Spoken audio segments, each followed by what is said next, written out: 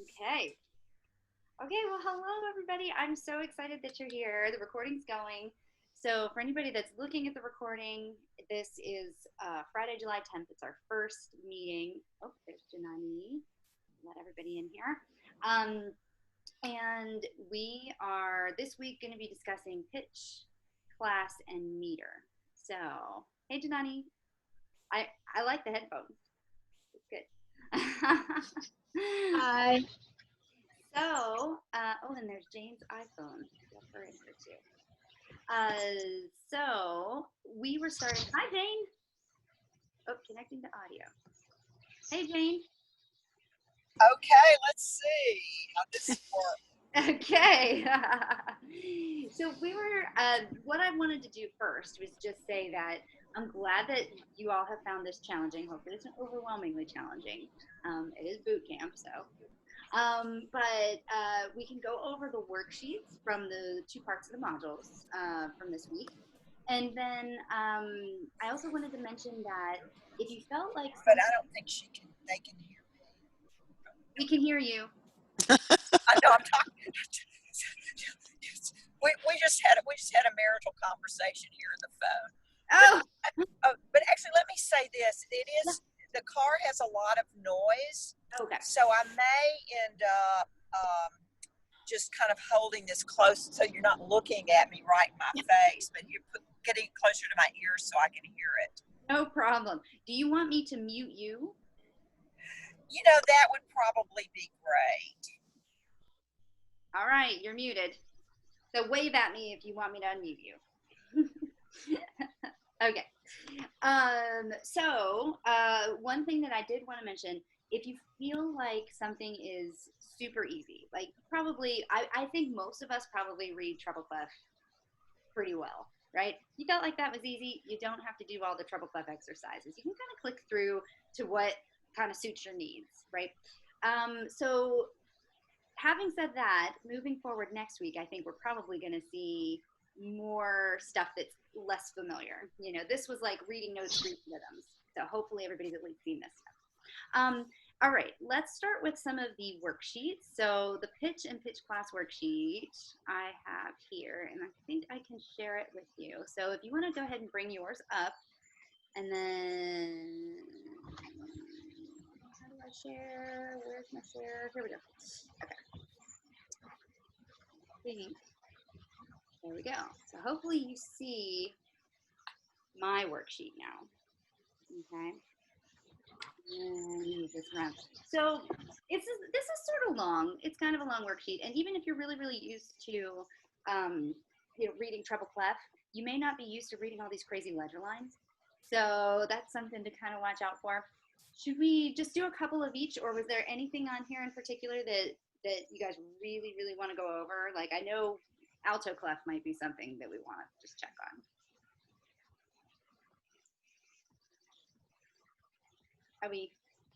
Are we good on treble? Should we just run Yes. through quickly?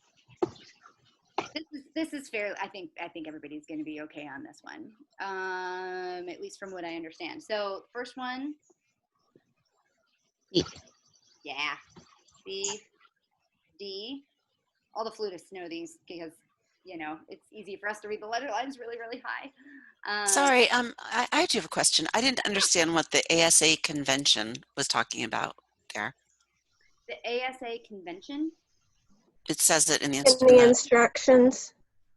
Oh, that is basically it's a way to number the octaves, right? And for most of us, and especially the ASA version, it starts on the lowest octave on the piano. So if you're a pianist, for example, this what does it say up at the top here? Let me scroll to the top so I can see it. Oops, hold on. Take this away. There we go. So they're talking about labeling from the bottom octave, right?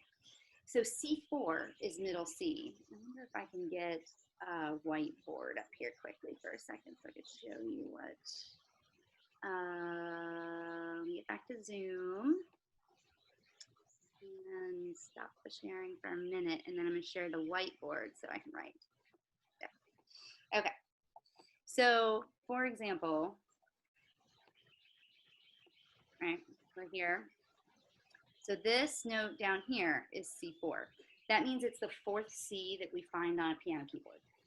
Okay, if you start all the way down at the bottom, label C1, and then up an octave is C2, C3, middle C happens to be C4.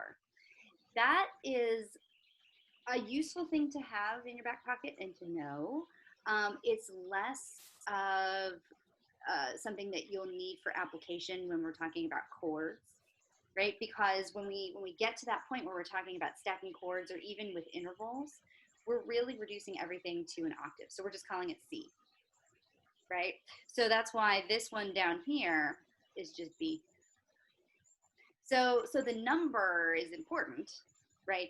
But it's not the end of the world if you are like, oh, this is B3 instead of B4. You know what I mean? We know it's a B. So that, I think the concern, or the major focus should be just making sure that we know the name. And it gets a little bit tricky when you get into alto clef, and here you are, and this is C4, right? And so for our purposes, it's not going to be as big a deal if we don't have the Arabic numeral there that has the, you know, that has the convention on the keyboard. It's really what is the letter name. So why don't we go back to, let's see, can I get back to the worksheet easily? Go back in here. And also, I really don't know why my drawing implement is so big when I have it on a worksheet like this and it's fine on the whiteboard. I'll try to figure that one out for next week, but hopefully I can write sort of in some fashion that you guys can see. Let's see, were there any other questions about names of notes in the treble clef here? Like, how about this low one? Anybody get that one? That's F, I think. Yeah, so this one, especially if we're not used to reading all the ledger lines, we have to like count the lines and spaces going down, right? So C, B, A, G, F, like so. Now, and then this one up here, That's E. E. Again, flutists are probably okay with the above the clef ledger lines. Let's jump to bass clef, because this is probably less familiar than treble. Just naming the names of the notes without worrying about the numbers so much. What is, let's just name them straight down. G, G. G, A. C, C. D, E. mm-hmm, B. mm-hmm, Then G. mm-hmm. F, F. And C. Yeah, good. Okay, now we start to get into the hairy territory of the C clefs. So C clefs move around. They're called movable C clefs, right? And actually, I can show you something quickly here. My well-used copy of Bach chorales, okay? And Bach, if you get into any of these chorales in here, at the beginning there, he uses the movable C clef for all the upper voices and then the bass clef for the bottom voice. So the movable C clef, even though we don't use it as much in our like normal music theory parlance today, it was very, very useful, especially in chorale writing, because it eliminated the need for all these crazy ledger lines, right? If you can take middle C and move it up here, okay, in the middle of the staff, then if you have an instrument that utilizes that space below the staff in treble clef, you can avoid having 6 or 7 ledger lines because your middle C is up higher where it's easier to read them in the space, right? So all the B's and A's and F's that you have are going to end up being kind of on the staff here in the middle. So that's why these movable clefs work so well. So typically when you have a lower voice or a lower instrument part, your movable C clef is going to look like it's a little bit higher up because it's utilizing that space under middle C. If you have a soprano line or a higher part, sometimes violins would play in the higher octaves, right, in the Renaissance and early Baroque. They would have something a little bit lower on the staff so that those spaces up above ended up being kind of readable on the staff. So it just eliminates the need for ledger lines.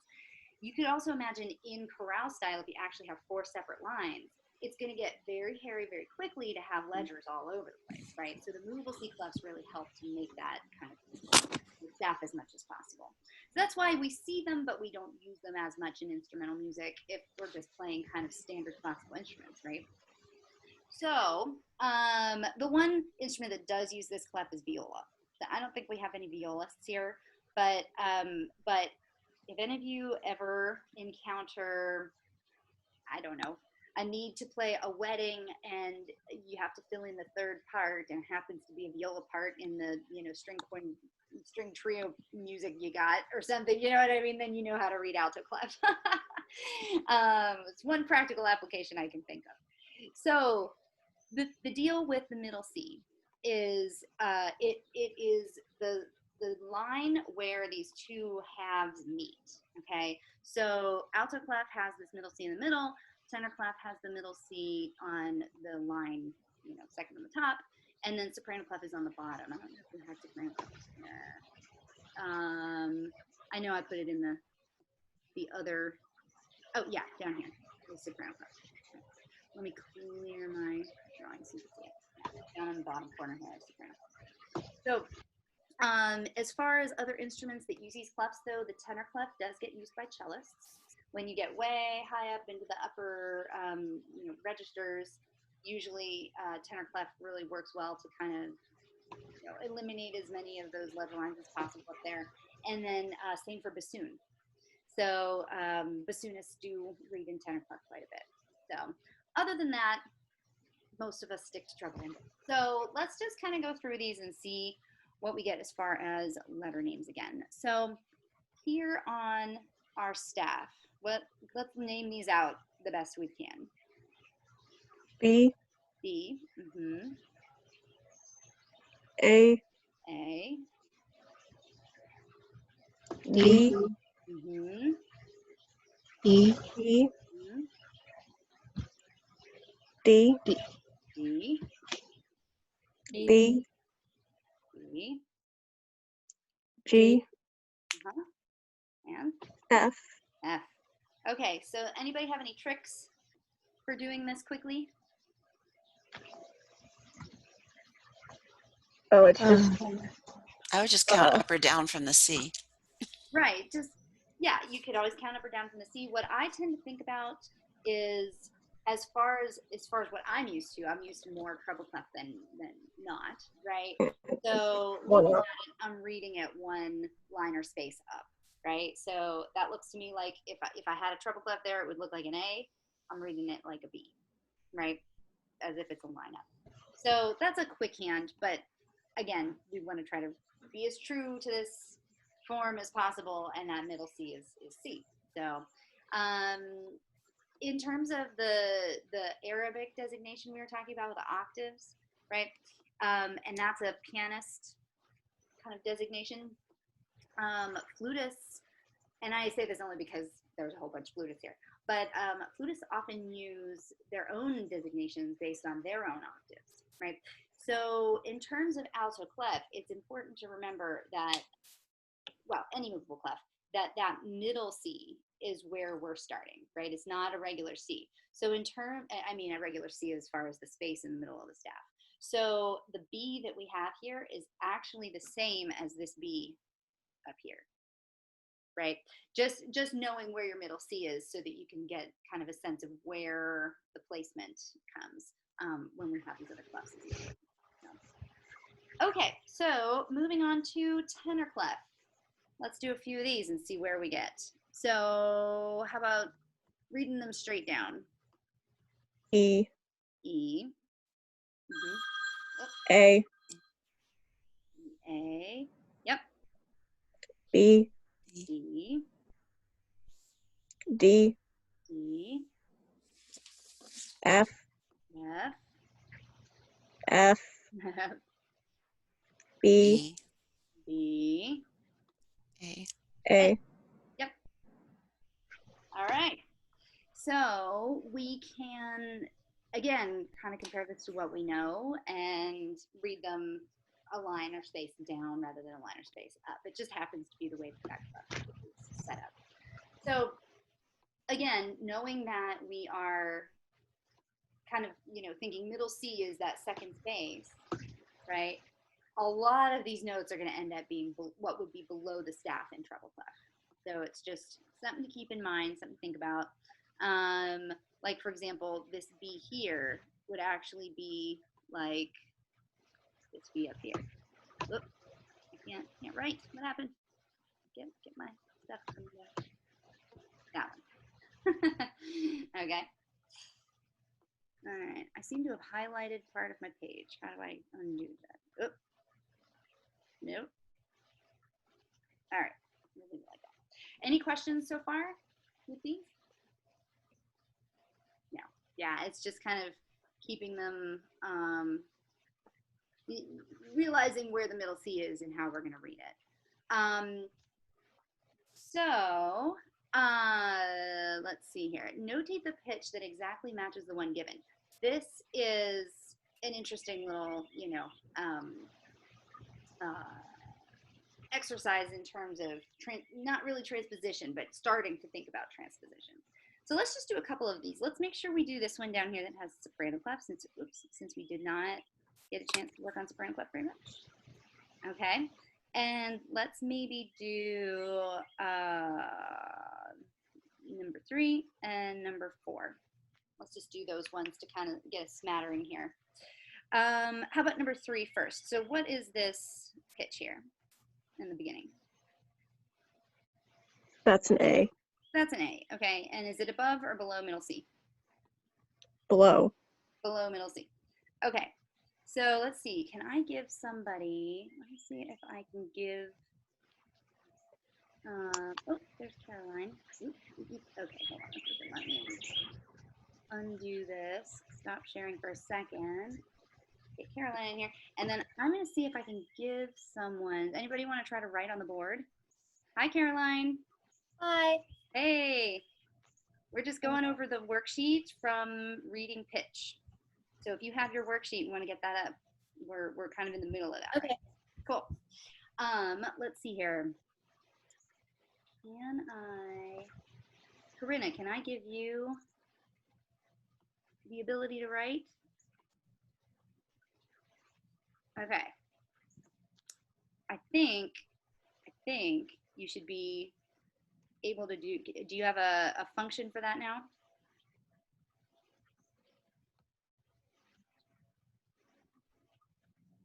Oh, can't hear you. I tell you what. Let's not worry about that right now. But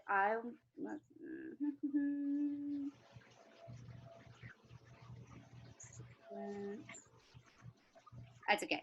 I'll go back to sharing my screen because we can't hear you.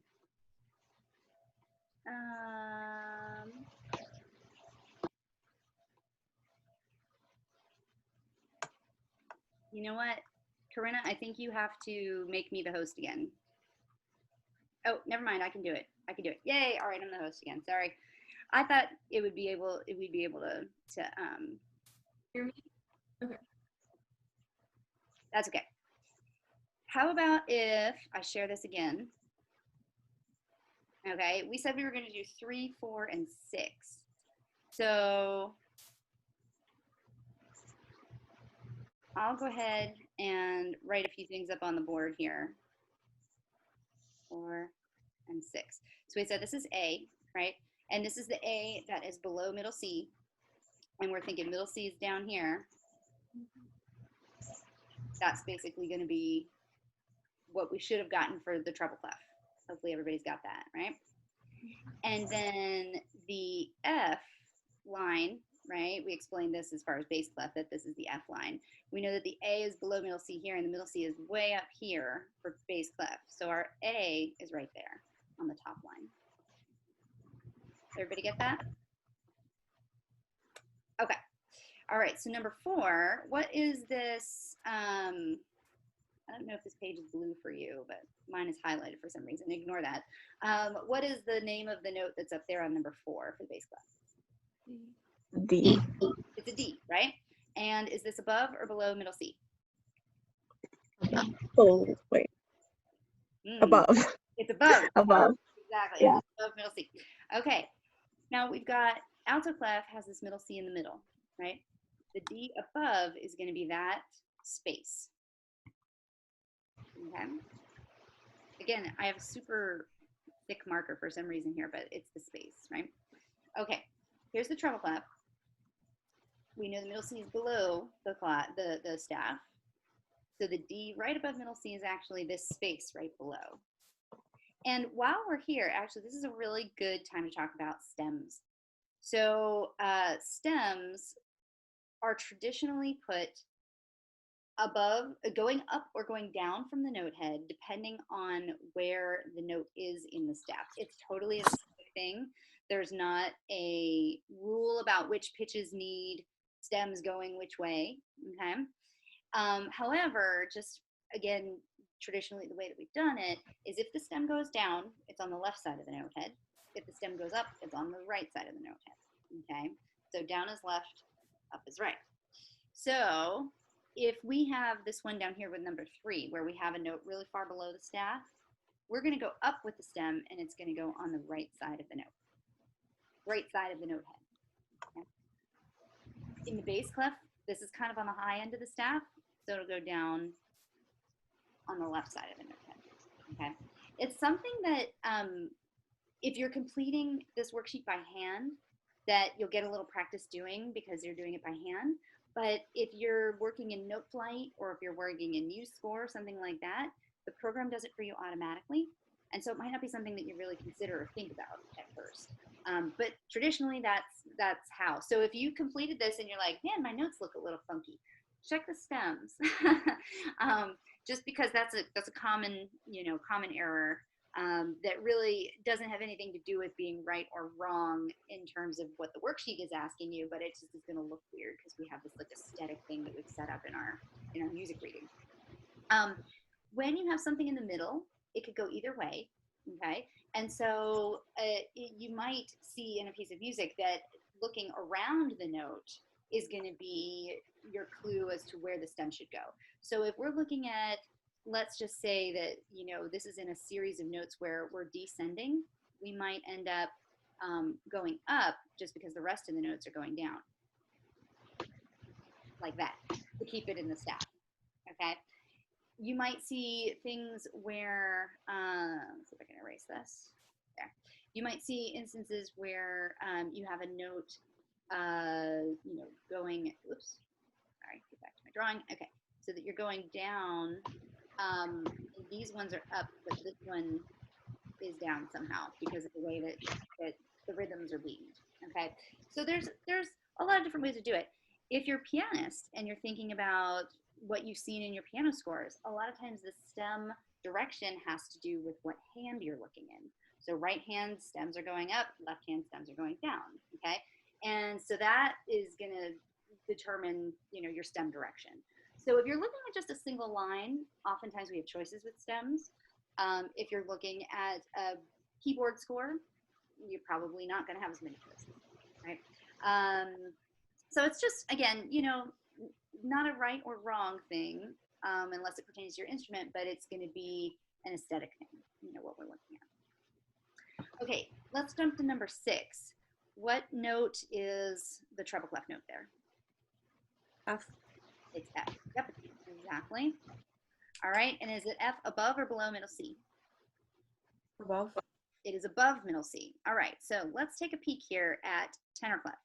So our middle C is this line second from the top, right? C, D, E, F is going to be the top space, right? Down here on the bottom with our soprano clef, right? This is middle C. So if we're counting up from the middle C on the bottom line, C, D, E, F, F is going to be the second space up. All right, so any questions about this or about any of the other ones that we didn't have a chance to look at? Let me double check here. I think there's a hand raise option, but I don't see any hand raise. So, okay, so we're good. All right, moving right along. Let's see, clear this out. All right. And then this is a very similar exercise. We're just changing the octaves, right? And then here, providing the clef. This is a really interesting one. So let's do 2 or 3 of these ones with the clef, just to make sure we go over this, and then we'll look at meter for a minute. So let's do, is there any of these 12 that anybody really wants to do? Or should I just randomly pick 2 or 3?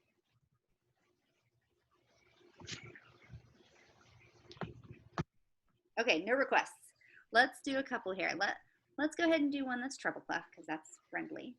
And let's do one that's alto. And then let's do one that is bass. And let's do, for practice, let's do another alto. All right.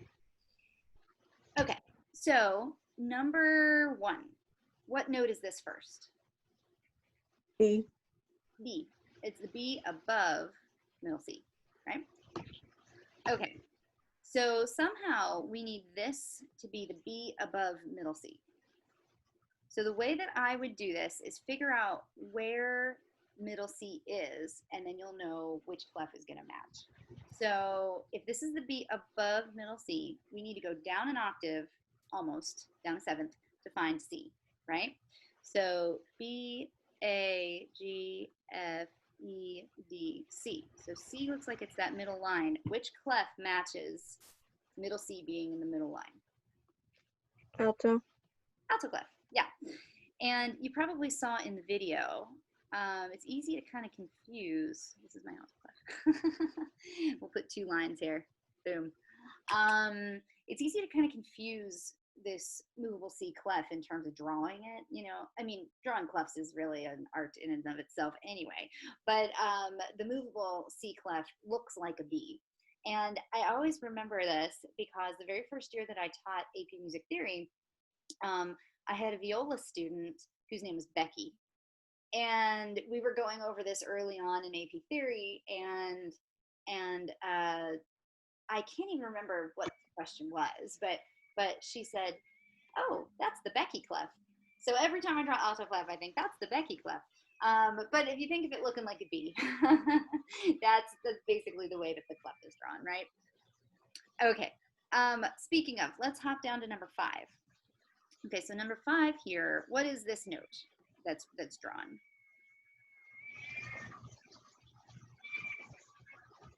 A.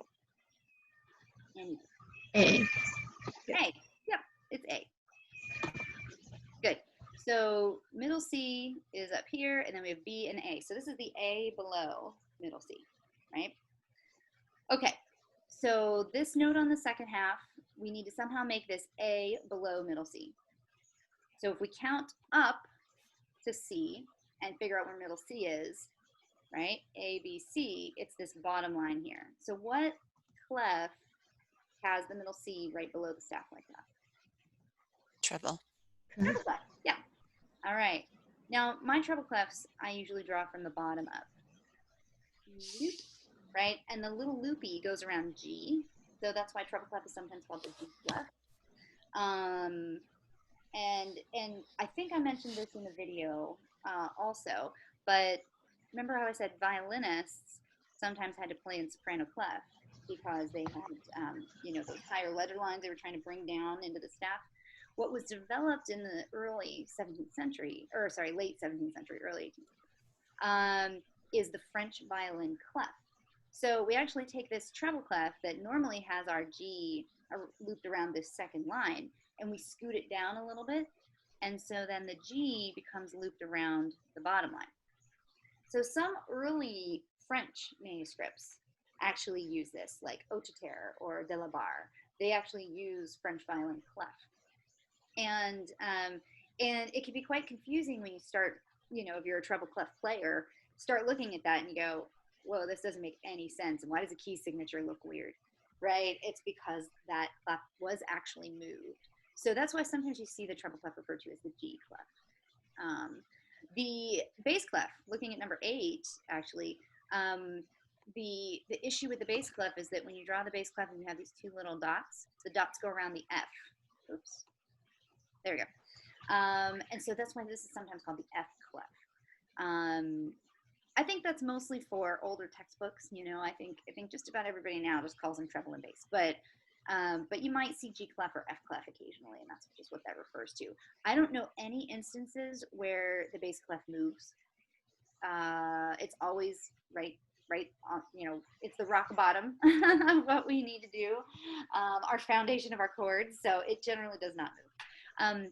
The only instance other than French violin clef that I can think of where the treble clef may move while we're talking about this is in choral parts, and you can't see that very well, but you may see a treble clef that has a little octave sign down here, and that's basically the tenor line.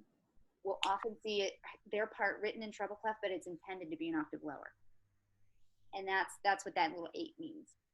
Again, not something that's very, very common, but old chorale style manuscripts, you might end up seeing that. Just FYI, we won't cover that in this class, but that's out there. Okay, let's go back up to number 8. So we have our bass clef here. What is the name of this note? A. It's A. Good. And is it above or below middle C? It's just below, right? Remember that the C in bass clef, the middle C, is actually this first ledger line up here, right? Okay, so we're talking A is a third below C, and so A, B, C, we have to count up to get to our treble clef. So if this is going to be A, or sorry, not treble clef, to our middle C. If this is going to be A that they're giving us, A, B, C, our C is this line that's second from the top. So which clef is that?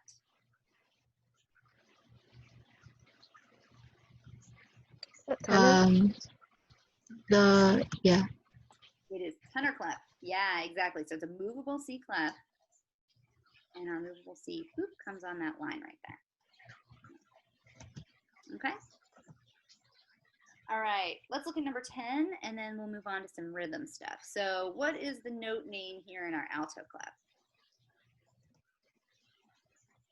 F. F. It's an F, yeah, the given F. Okay, is this above or below middle C? Low. Below. Below middle C, right? So if this is F given down here, and we want to count up to our C, basically, to get to middle C, right? F, G, A, B, C is the bottom line. Which clef do we need? Treble. Treble, yeah. Exactly. Okay, so that's a little tricky, that little exercise, but again, good for practice in reading some clefs we might not be familiar with. Does anybody have any questions about pitch class or pitch or different clefs? Nope. Okay, let me stop sharing here, and let's go ahead and move to, let me see if I can get up the right exercise, the meter identification exercise. So meter is a really interesting little beast in and of itself. And again, with a class that's this short, we're really kind of scratching the surface, throwing a lot of information at you. But meter is the classification of our beat patterns into measures that are kind of, what do you want to call it? Digestible, right? So that we can see patterns as players. That's really why we have meter, right?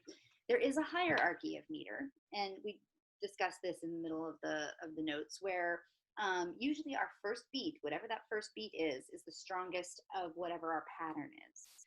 And so when you're doing an identification exercise like this, obviously you're going to need to be able to identify the signature, right? And we're talking about meter signature. What happened to my pen? There we go. When we're talking about meter signature, we're talking about All right, let me move. Oops. Oh, that's odd. Let me move this down here so I can do this. Okay, there we go. When we're talking about meter signature, we're talking about the top number and the bottom number having a meaning, right? And it's not a fraction. We often write them like fractions, especially when we're typing, because there's no other good way to do it, but it's not really a fraction. The top number is always the number of beats in a measure, right, in our pattern. And the bottom number is always the quality of the beat that we're counting in our pattern. Okay, so in this case where you see 4 on the bottom, we're going to have quarter notes, right? 2 would obviously be half notes. 8 would be eighth notes, right? And they continue on like that. So that's the basic structure. And then we talked about simple and compound, right? Where the simple meters all have subdivisions of 2, and compound actually has groupings of 3. So we have microbeats, which are what you're seeing in the meter, you know, the actual time signature. And then you have these macro beats that are basically grouped in 3s. Okay, so it's a difference between a subdivision and a macro beat, basically. And that compound meter just sort of complicates things. Although we play in compound meters all the time. So then there's the concept that we have to talk about here when we're doing meter identification, which is if we're starting on the beat versus starting off the beat, okay? And so our very first one here, this actually has an anacrusis beat, okay? Now the crucis is our downbeat. So when we were just discussing the downbeat is usually the most weighted in our pattern, that's our crucis. And if our crucis intersects our horizontal line, right, we make a cross. That's where that comes from. It's Greek for cross, right? So that's the crucis. So our pickup to the crucis is called the anacrusis, right? That's our pickup. And then anything that's in between beats is the metacrucis. And then so every downbeat we have kind of an intersection, okay? And that's what we're calling the crucis. So now that we've kind of got our vocabulary out of the way, let's take a look and see exactly what meters we've come up with here. So the very first one, anybody have any ideas? 6/8. Yeah, it's 6/8. How did you come up with that? Because I figured since there's 2, like in the first actual measure, there's 2 dotted quarters, and each one will get 3. 3 eighth notes. Yep, exactly. And then 2 big beats equals 6, right? 3 times 2. Good. Beaming, which is one thing that kind of goes hand in hand with stems, right? The beaming always reinforces and exemplifies what's in our metric pattern, okay? So we have this 6/8 as our meter. So that means that our beams are going to have to reflect the groups of 3 that fall into that pattern, right? So the fact that we've got this grouping here is kind of a giveaway that we're in compound, okay? You can already say, all right, forget those simple meters for a minute. We're looking just at the compound meters. And if you're looking at compound meters, probably you want to see how many microbeats you have in a measure. And so in this instance, our microbeats are the smallest beat values, which are eighth notes, right? So we've got 1, 2, 3. This one here is a dotted quarter. That's going to be equal to 3/8 as well, even though we're tying them all together and making them one longer beat, right? So in that respect, we're looking at 1, 2, 3, 4, 5, 6, 6/8, and the other measures follow suit in terms of the grouping and beating. So Yep. why do you show 3/16 or 3/8 with a beam and then one with a dotted quarter note? Like, why wouldn't you just put 2 dotted quarter notes or something? Well, you can put 2 dotted quarter notes like they do here. Yeah. Yeah. Okay. And that's just another way of articulating the beat pattern. That's also possible. Oh, I see. Never mind. That was a dumb question. My brain just. Nope, I get it. And when we're talking about slurs and ties, they really do come in handy when you're trying to keep this pattern of 3 authentic, but maybe you need to indicate ties, you know, or yeah, a continuation of a pitch across one of these beats. And so we've all encountered this type of thing. I don't know. Let's see, 1, 2, 3, 4, 5, where we might have. Let's assume this is 6/8, where we might have something like this.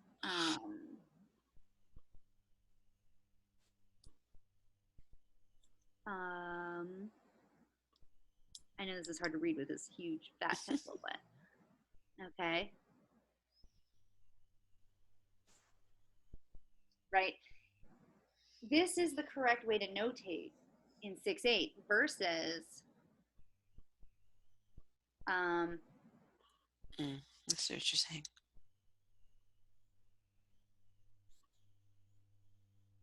see what I did there? So Yep. I pulled the 2/8 and then a quarter in the middle because that's the value, right? And then 2/8 on the end. And so what meter is the second one? 3/4. 3/4. Exactly. And this is sort of what I was explaining in the announcements with West Side Story, with the "I Want to Be in America," you know, tune from West Side Story. They alternate between 6/8 and 3/4. You know, so we have yep, bum, bum, bum, bum, bum, bum, bum, bum, bum, bum, bum, bum, bum, bum, bum, right? And it's written when you see the music, you know, as a player. Bernstein actually writes the meter out like that. That's the whole time signature, right? Because his intention is that you're going to alternate patterns. And so through the entire piece, you really have to be careful and pay attention to where the beams fall so that you know if you're going to be in 6/8 or 3/4. And luckily, you know, you've got the words with you, you know, when you're playing it. So it's very helpful to have that, because otherwise, you know, it's very easy to get lost in that kind of a pattern. And incidentally, this is also what we consider multimeter, right? There's that issue, is this multimeter or mixed meter? Mixed meter is something like this, 5/8, where you would literally be taking like a 3+2 pattern every measure, right? Versus alternating measures, right? Sometimes that's called odd meter also. So, oops, sorry, mixed or odd. Yeah, they're kind of used interchangeably. So, okay, let me clear some of this out because it's pretty messy. All right, so we said the first one is 6/8. How about the second one? Where does the second one go?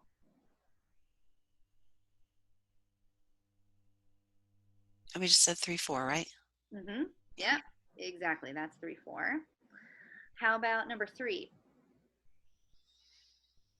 3/2 or 6/4. That's a good question. Yes. Okay, so this brings up another good point. Just like a fraction can be expressed in different ways, right? We've got these kind of combinations of notes, and we've got choices between our meters. What draws us to 3/2 versus 6/4? And here's the weird part, is that 6/4 generally is considered compound. Okay. The hard thing with 6/4 is that because we don't have beams, you know, beaming quarter notes would make them eighth notes essentially. Because we don't have beams, I think it's very difficult to write in 6/4 and have it be reinforced as a compound meter, right? So this first measure that we have here, you see this pretty frequently in 6/4 because it's the only way to really, you know, without a triplet feel, or sorry, without a duplet feel, get that 6/4 two big beat, you know, kind of pattern. So I think for that reason, 6/4 doesn't get written in very often. If you want a triplet compound meter feel, you're probably going to write your piece in 6/8, you know, to make it more obvious. So almost always, I would say like 90% of the time, if you see this type of macro beat, especially here where you've got 3 beats that are half notes, I would say 3/2. Yeah, good. And then of course the rests go along with it too, right? So the little rest that looks like a hat, right, is the half rest, 2 beats. And then the rests Do we have any here? I don't see any here. But the rests that go under the line are the whole note rests. Those are heavy and they sag below the line because they've got all 4 beats in it, right? So, and notice even in the last measure here, we don't just have a whole rest. Those are 2 half rests to indicate that we've got 2 beats separately there. So I think that kind of reinforces the 3-2 here. Good. Let's jump down for a minute to number 6. I This is really one- want to would you mind just like writing in the ones you're going to skip over? writing in the ones that Well, writing yeah. the numbers or what we do. Yeah, because I really struggled with this, so I'd like to know, Yeah, you know. we can do them. This one is a good one, actually. Did anybody get this one? This is, I said 6-4, but This I is don't good. know why I did. Actually, Okay. yeah, no, this is exactly what I was talking about with a compound meter, where it's hard to make it obvious that this is compound, right? So in 6-4, this indication, just like we had the 3 half notes here, this indication is that we've got compound. Right? Is we've got 2 big beats with a triplet, or I should say with 3 micro beats, rather than 3-2. So yes, very good on that one. I'm gonna move this up a little bit so we can see it. Okay. Did anybody? Let's go through. Let's see, how many of these do we have on here? Oh, let's just go ahead and do them all because they're going to be good to do actually, and we've got the time to do it. So let's go ahead and do that. Okay, so number 5. Anybody get number 5? That's 9/8. 9/8. Yes, exactly. And this one's tough because this does not start on the downbeat. This starts on the 3rd pulse, right, of our compound meter. So in 9/8, where you have 9 eighth notes, and they're all grouped in 3s, right? We're gonna have each beat as a triplet, or what feels like a triplet, right? So this makes up 3/8.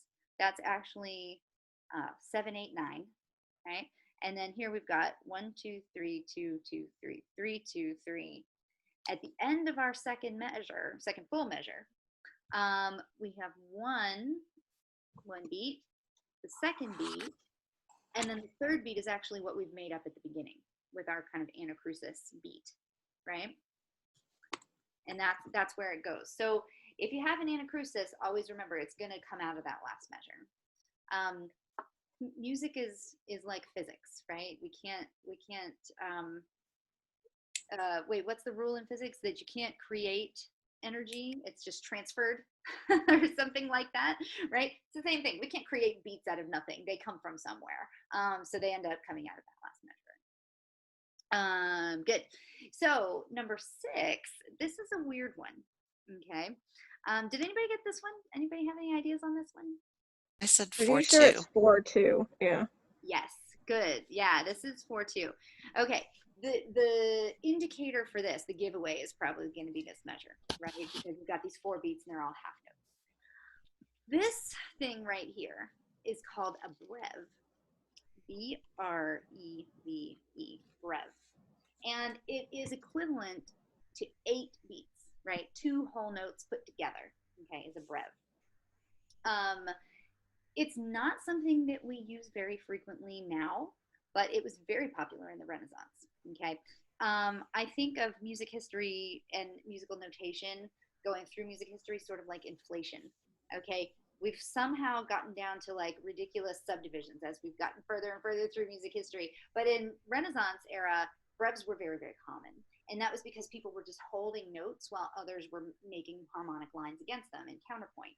And so the brev, kind of went by the wayside when we started to get more contrapuntal harmony in the 18th century and beyond. So the brev isn't super common now. You might still find it in choral music, but that is what it is. It's 8 beats, basically, 2 whole notes together. So yes, that one is 4/2. Number 7. I said that was 9/16. Yes. Yeah, and exactly. So again, we're taking the smallest subdivision we can find, and figuring out how many of those subdivisions we have. And then it's a matter of beat pattern, so what the beaming is, and sort of simplifying your fraction, right? 9/16, if you really thought of it like a fraction, there's no way to really simplify that, further with the beaming pattern that we have, right? Because we've got 3/16 together. So that one is actually 9/16. And again, we've got an anacrusis, right? So we've got 1/16 moving in to this, right? And so this last measure here has 3/8, which is equal to 6/16. Wait a minute, did I do that right? 3/8, yeah, 6/16, right? And then another 16th and another 16th. Where's our 9/16? Let's see, 1, 2, 3, 4, 5, 6, 7, 8, 9. 1, 2, 3, 4, 5, 6, 7, 8. We're missing a 16th in there, aren't we? Did I count that? Yeah. Everybody? Yeah, I kind of wonder. I wonder if there's a mistake. I'll have to email my colleague that came up with this. I wonder if this should be an eighth note instead. So you actually have 8/16 plus 1. Yeah.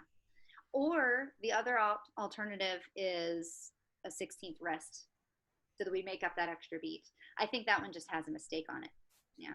But looking at the center, right, this if we thought of this like 9/8, which is sometimes a good way to think of these compound meters or even simple meters that are just like crazy subdivisions.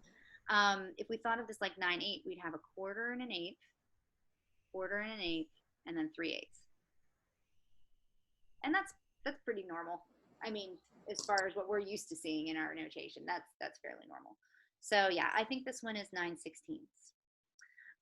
Number 8. This is a tricky little one.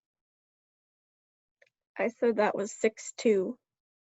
6/2. I said 12/4. 12/4. I don't know. This is tough. This is weird. I think, let's see, what do we want to, what do we think? Is this compound or simple?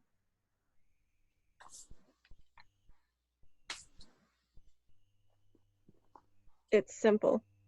Is it okay? So I what makes you think think. it's simple? Hmm? What indicators do we have for simple? And if you thought compound, what indicators do we have for compound?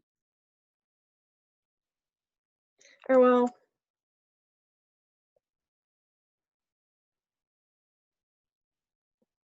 This is tough. This is a tough. I thought compound because of the dotted half notes. The dotted half note beats. You know what? Yes, I tend to agree. As far as the dotted half note beats, I really think that this is probably compound. So if it's compound and we're counting the dotted half note beats, our subdivision is actually the quarter note, right? Because we're thinking that each of these beats, right, should have 3/4. So that means the bottom of our fraction is going to have that. I should say time signature, not fraction, right? They're not fraction. And then we just have to count up how many of those we have in a measure.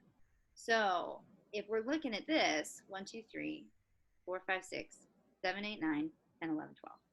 Then we get 12/4. So looking at the measures outside of just this one that had our subdivisions in it, it looks like a dotted whole note. We think of the dot adding half the value of the note. Our whole note's 4, so that adds 2, so we've got 6, right? The dotted whole note is actually 6/4. And then another dotted whole note is 6/4, that's 12. And we're counting the quarters, right? So that's 4.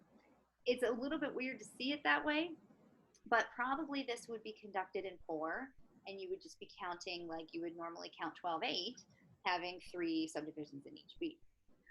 Okay, same here. We've got 6, 7, 8, 9, 10, 11, 12, right, with the rest. So yeah, I would say 12/4, and I think this one is actually compound. All right. How about number 9? that's 6/8 again. 6/8 again. Yeah, it's a little funky with all the rests in it, and mostly because the rests are something that we really can't beam, right?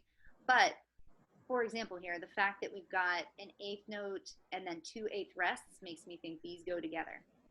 And then this quarter by itself and these, the rest of the measure goes together. Yeah, so I would call this one 6/8.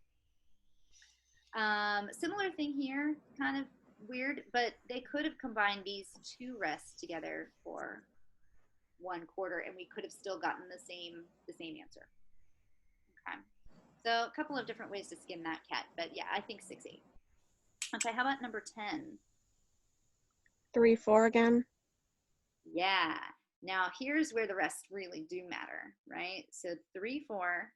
This is beat 3. A rest and rest, that's beat 1. Second rest on beat 2.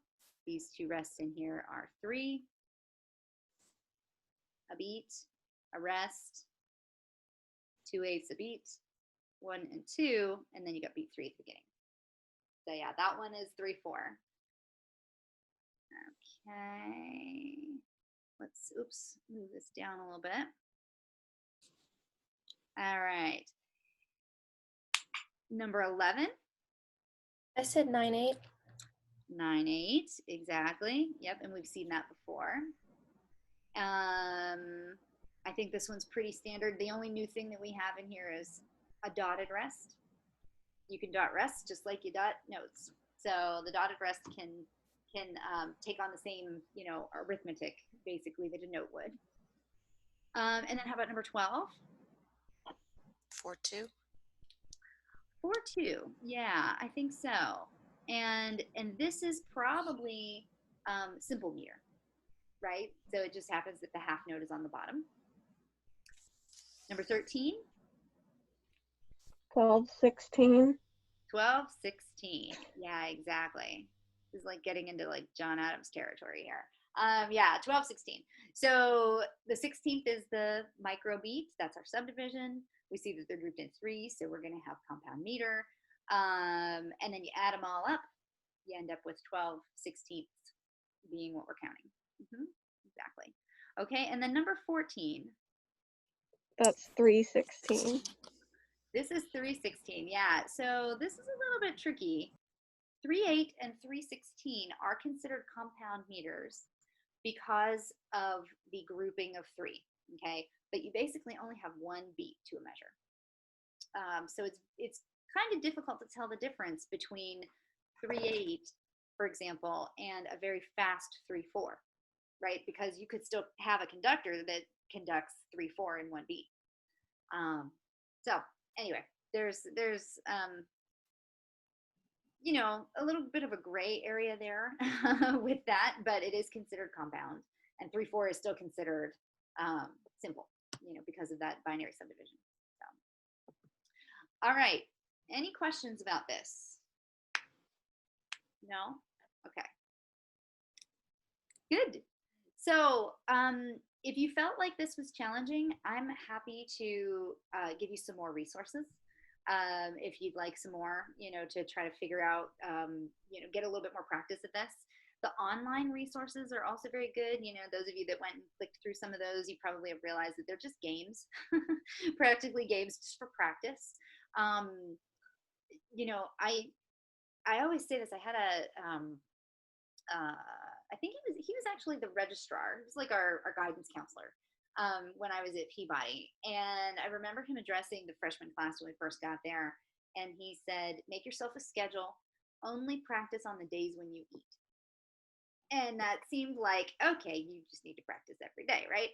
And that was his way of just impressing upon us the consistency that you need for practice and improvement. And music theory is a very similar thing. It's a very skill-based type of activity, right? Type of learning. And so the more you can practice, the more it'll sink in. And you're using it just like a language, basically, that way. So yeah, so if you feel like you need more practice, feel free to email me and I'll try to get you guys, some more resources to do that. Or go back, into the games and just do a little practice every day with some of those resources too. Those would be good. Next week, just looking ahead, let me stop the sharing here so I can get back to my classroom screen. So looking ahead,